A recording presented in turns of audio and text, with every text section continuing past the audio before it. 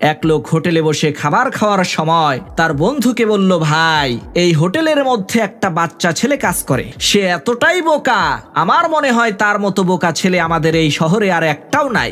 লোকটার এই কথা শুনে তার বন্ধু বলল, আচ্ছা তাই নাকি, তাহলে তো ছেলেটাকে দেখতেই হয়। তখন সেই লোকটা ওই বাচ্চা ছেলেটাকে ডেকে এনে পকেট থেকে 50 টাকার একটা নোট আর 500 টাকার একটা নোট বের করে ছেলেটাকে বলল, এই বলো তো এই দুইটা নোটের মধ্যে বড় নোট কোনটা?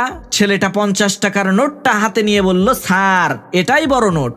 ছেলেটার এই কাণ্ড কারখানা দেখে তারা দুই বন্ধুই হাসতে শুরু করলেন। এদিকে পাশের টেবিলে বসে থাকা এক লোক এই সব ঘটনা দেখছিল। তারা দুই বন্ধু যখন হোটেল থেকে চলে গেল তখন সেই লোকটা ওই ছোট ছেলেটাকে ডেকে এনে বলল, কিরে ভাই তুই এত বোকা কেন?